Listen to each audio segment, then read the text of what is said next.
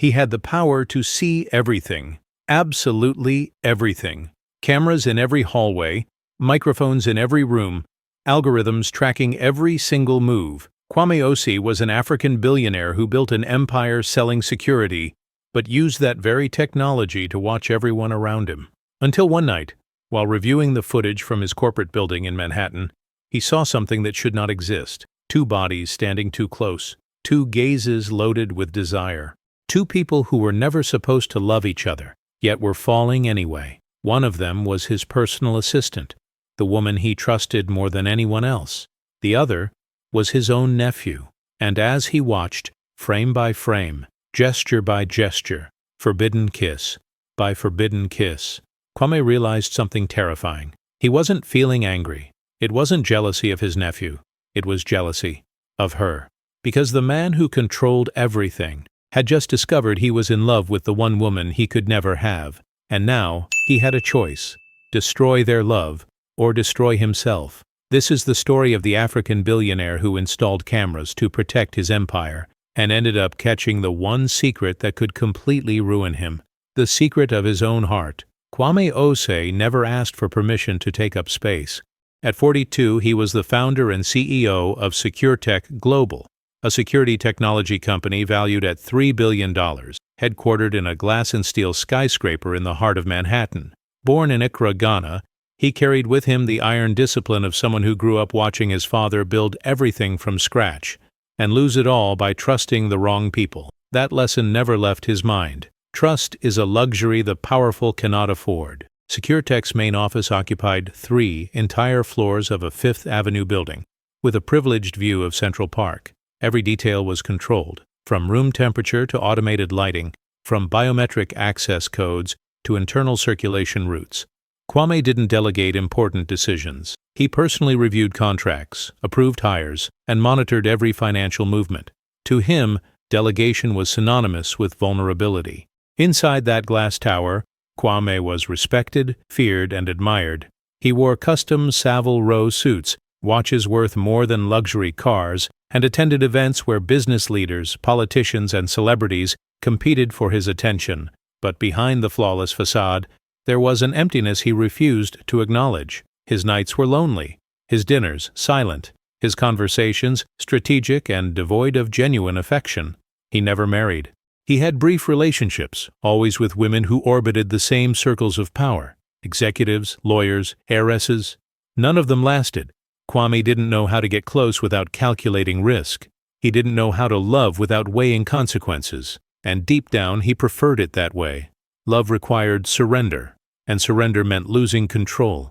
That September morning, Kwame crossed the marble lobby of SecureTech the way he always did. Firm steps, steady gaze, greeting no one beyond what was strictly necessary. His executive assistant, Jason, a young, efficient, discreet man, followed a few steps behind, holding a tablet and updating the day's schedule as they walked. Meeting with West Coast investors at 10, lunch with the board at 1, and in the afternoon we have the presentation of the new residential surveillance system. Jason spoke quickly, used to the relentless pace of his boss.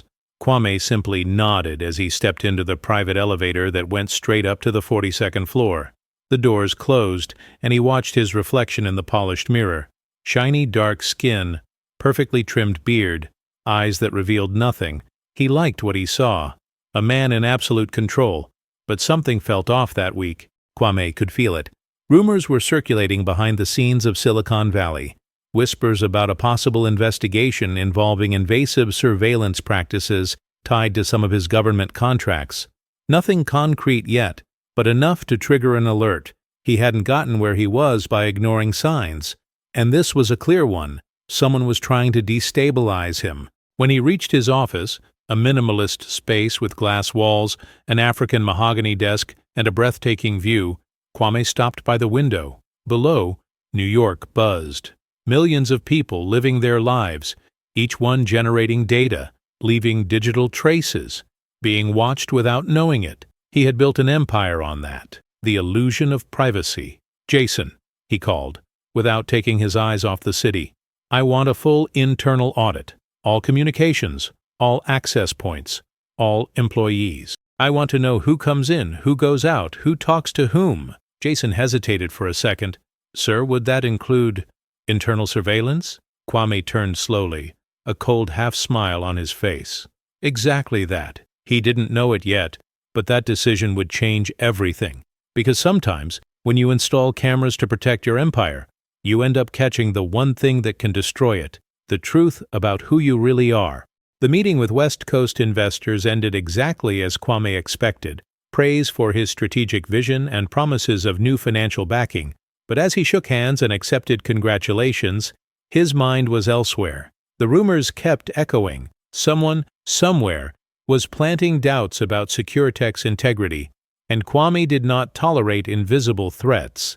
Back in his office, he called a private meeting with Marcus Chen, his head of cybersecurity, a meticulous man of Taiwanese descent who understood surveillance systems like few others in the world. Marcus entered the room with a laptop under his arm and a neutral expression. He knew that when Kwame called him in alone, something serious was going on. "I need you to implement a full internal monitoring protocol," Kwame said, getting straight to the point. "Cameras on all corporate floors, access to internal emails, tracking of physical and digital movement. I want to know everything that happens inside this building." Marcus adjusted his glasses and nodded slowly. "I understand your concern, Kwame, but this crosses legal employee privacy boundaries. Even with prior consent in contracts, constant surveillance could lead to labor lawsuits, not to mention the impact on team morale." Kwame leaned back in his chair, fingers interlaced on the desk. "I'm not asking for your opinion on ethics, Marcus. I'm asking you to do the job, quietly and efficiently. No one needs to know they're being watched. That's how real security works." Marcus took a deep breath. He had known Kwame for years, and knew arguing was pointless once he'd made up his mind. And deep down, Marcus was driven by logic, too. Surveillance worked. It was invasive, but it worked. "How long do you want the system active?" "Indefinitely," Kwame replied, "until I find out who's trying to sabotage me. And if there's no one, at least I'll know my house is clean." In the days that followed, SecureTech underwent a silent transformation.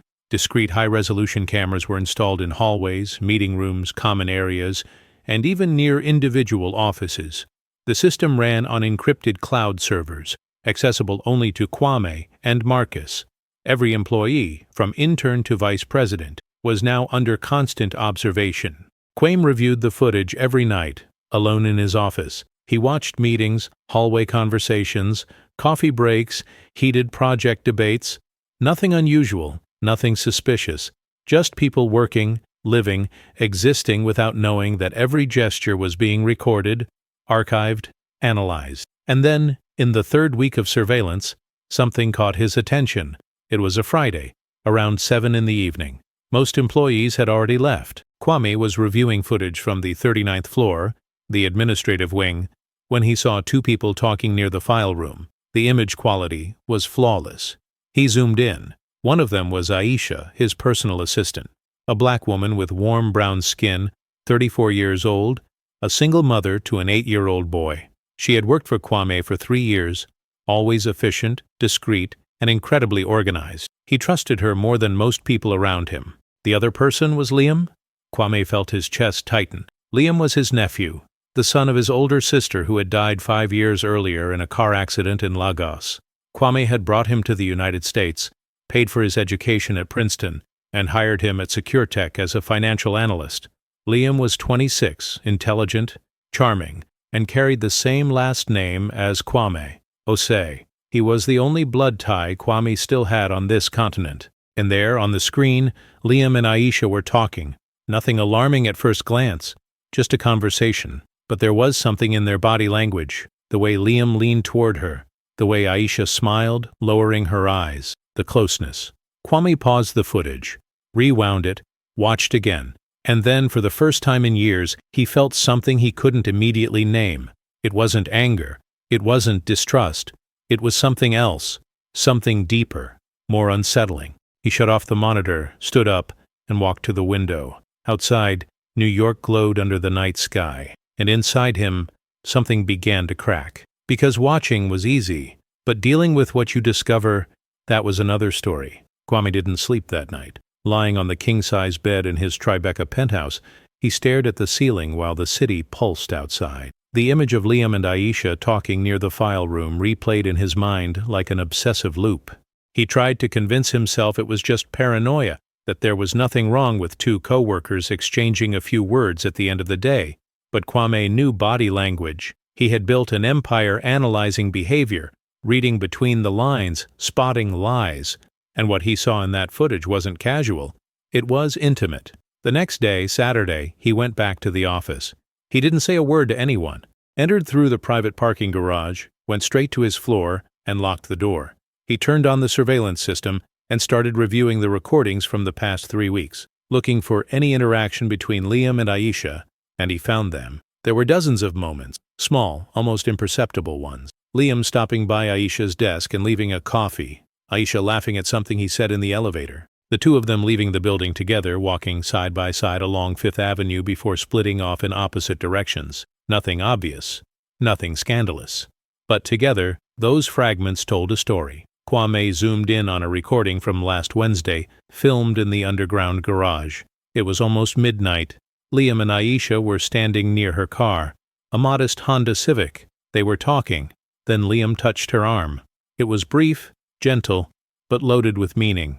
Aisha glanced around, nervous, and took a step back. She said something Kwame couldn't hear. The garage cameras didn't have audio. Liam nodded, as if he understood. Then she got into the car and drove off. Kwame froze the image at the exact moment Liam was left alone, watching Aisha's car disappear up the ramp. The look on the young man's face was unmistakable. Desire, mixed with frustration. A knot formed in Kwame's stomach. He stood up, walked to the built-in bar in his office and poured himself a glass of 25-year-old scotch, drank it in one swallow, feeling the burn slide down his throat, then poured another. Why did this bother him so much? Liam was an adult. Aisha too. If they were getting involved, that was their business. Kwame wasn't the moral police. He himself had been involved with employees in the past, though he always kept things discreet and professional, or at least tried to. But this was different. Aisha worked directly for him. She knew his routine, his schedule, his corporate secrets. She had access to information that could destroy careers, ruin businesses. And Liam was his blood, his own flesh and blood, the only OC besides himself. The son he never had. Kwame went back to the computer and kept reviewing the footage. He found more moments. A lunch the two of them shared at a Thai restaurant 3 blocks from the office. A conversation on the building's terrace where Aisha smoked a cigarette, something Kwame didn't know she did, while Liam stood beside her, just watching. And then, in last night's recording, something that made Kwame freeze. It was almost 8 p.m. Most employees had already left. Liam entered the break room on the 39th floor. Aisha was already there, putting her purse away in a locker. She turned when she heard him come in. They looked at each other. No one said anything for a few seconds. Then Liam walked toward her, slowly. Aisha didn't move. He stopped just inches from her, and whispered something. Aisha closed her eyes, took a deep breath, then shook her head, as if refusing something. Liam stepped back. She grabbed her purse and rushed out of the room without looking back. Liam stayed there, alone, running a hand over his face.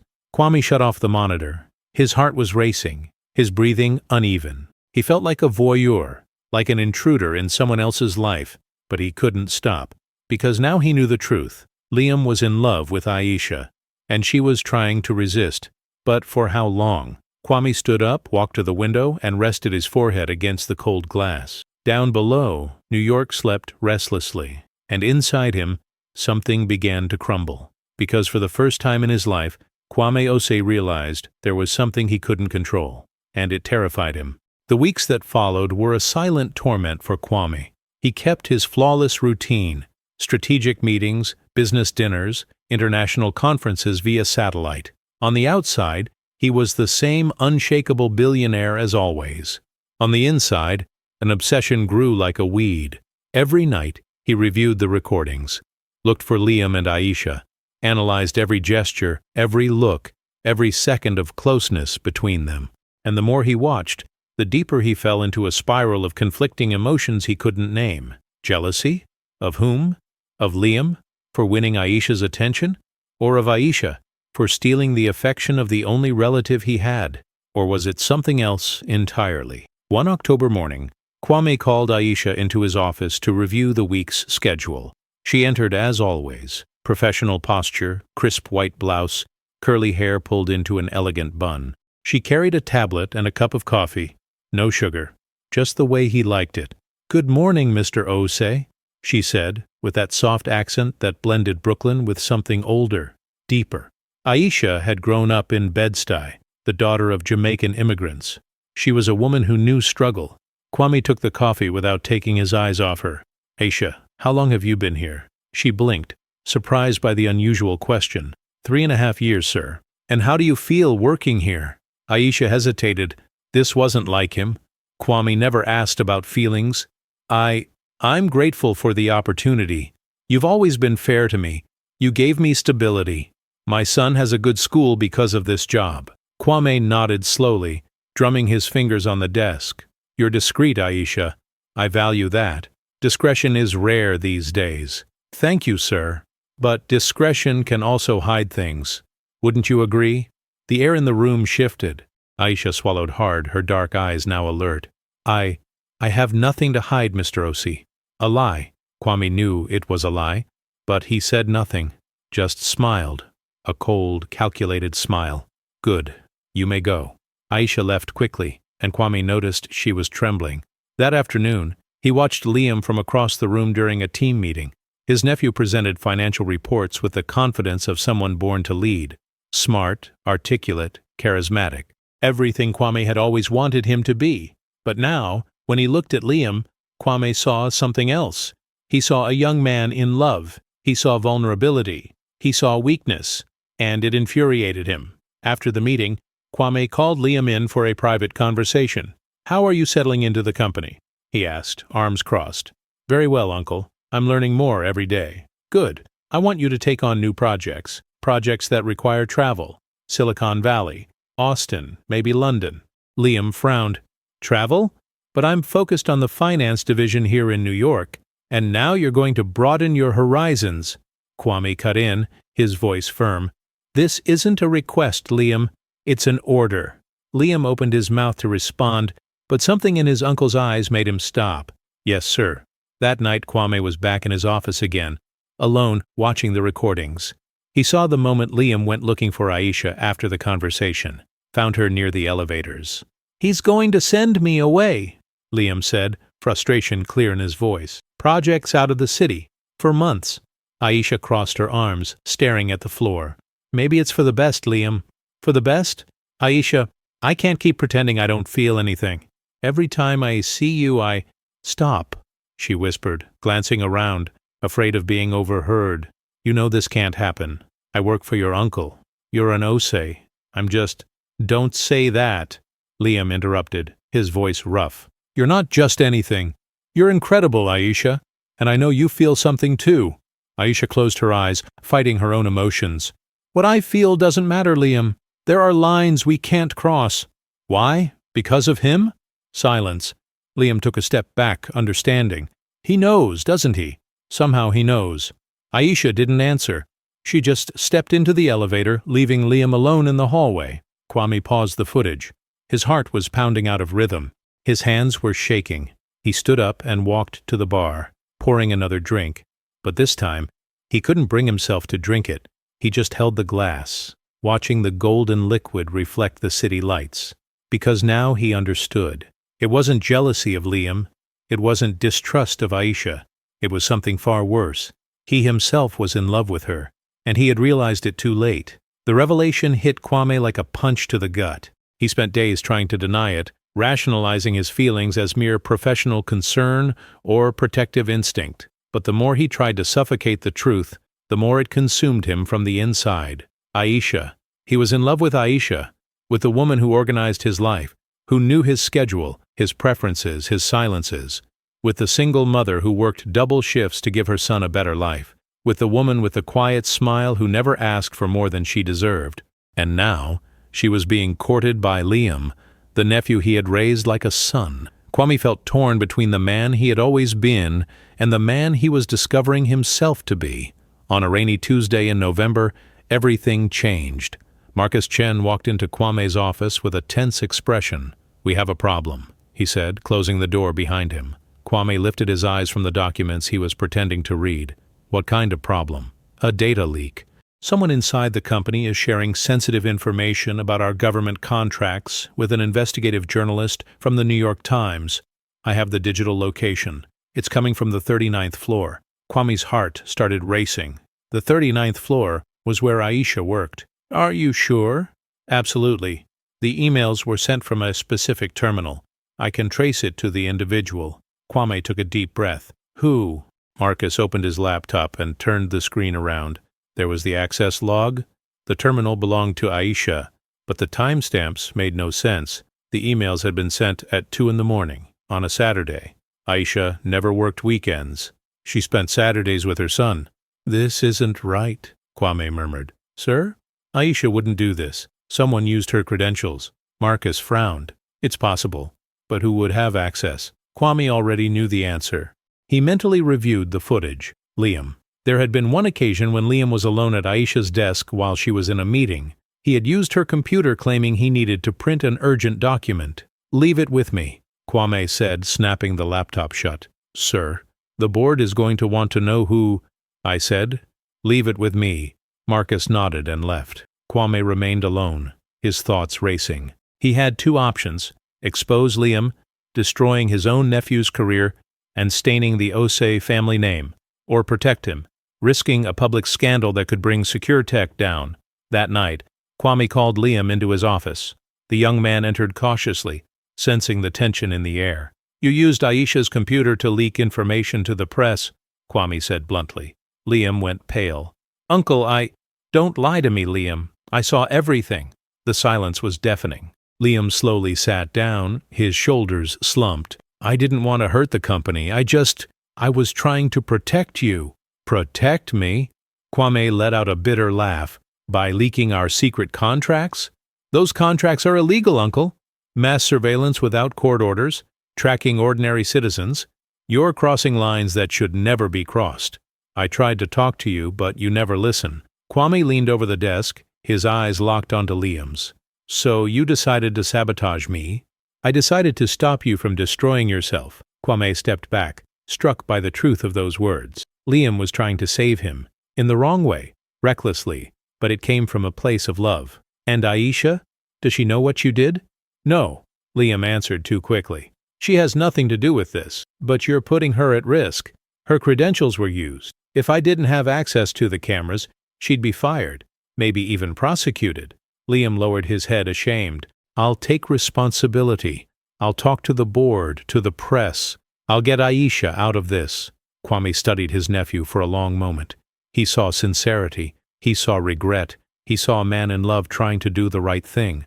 And then Kwame made the hardest decision of his life. No, you won't say anything. Uncle, I'll handle this. I'll contain the leak, renegotiate the contracts. And you're leaving New York. You'll take a position at the London branch. Tomorrow. Liam's eyes widened. You're exiling me? I'm saving you. And saving her too.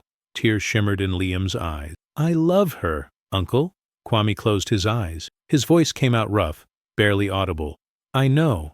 And then, for the first time in decades, Kwame Osei did something he never imagined he was capable of. He sacrificed his own desire for the good of someone he loved, even if that person would never know. Liam left for London on a cold December morning. There were no emotional goodbyes, just a firm handshake and a look that said everything words could not. Kwame watched his nephew get into the car that would take him to the airport, and something inside him broke for good. In the days that followed, Kwame dealt with the leak ruthlessly.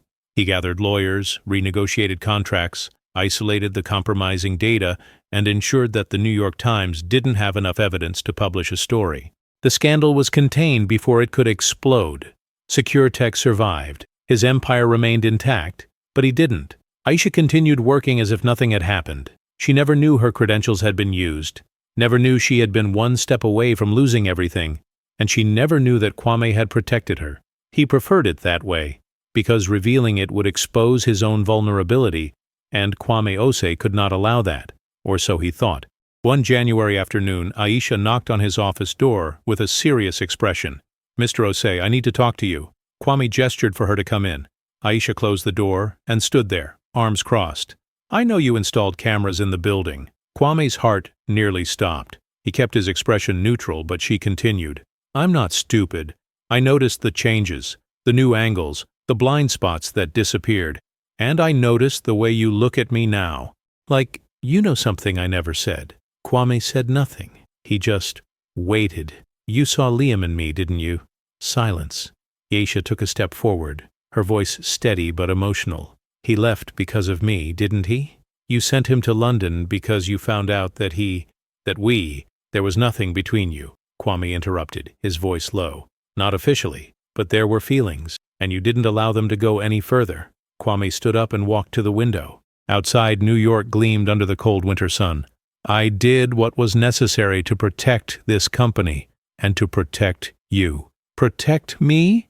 Aisha let out a bitter laugh. From what? From being happy? Kwame turned abruptly. From being destroyed. Do you think a relationship between you and Liam would be accepted here? You, my assistant. Him, my nephew. The rumors, the judgment, the gossip. Your reputation would be ruined. His, too. And I couldn't allow that. That wasn't your decision to make, Aisha shouted, tears finally spilling. It wasn't, Mr. Osei. It wasn't. Kwame fell silent. Because she was right, and he knew it. Aisha wiped her tears, composing herself. I came here to resign. No, Kwame said too quickly. It's not a request. It's a decision. I can't work for a man who watches my every move, who decides my future without asking me, who removes the people I love from my life. Aisha, please. You built an empire by controlling everything around you, Mr. Osei. But in the end, you're alone, and you'll stay alone, because control isn't love. It never was. She placed the resignation letter on his desk and walked out without looking back. Kwame stood there, holding the paper. Her words echoed in his mind like a final verdict. That night, he shut down the surveillance system. All the cameras, all the monitoring. For the first time in months, the SecureTech building stopped being a prison of glass and steel. And Kwame Osei, the man who controlled everything, finally understood the most painful lesson of his life. True power is not in watching, but in having the courage to let go. He lost Aisha. He lost Liam. But he found something no camera could ever reveal. The truth about who he really was when no one was watching. An imperfect man. Lonely, but still capable of change. And maybe, just maybe, that was enough to begin again. Those who try to control everything around them often lose control of their own heart. True power is not in surveillance, but in choosing what to protect even when it costs everything. Because in the end, we are defined not by what we conquer, but by who we become when no one is watching.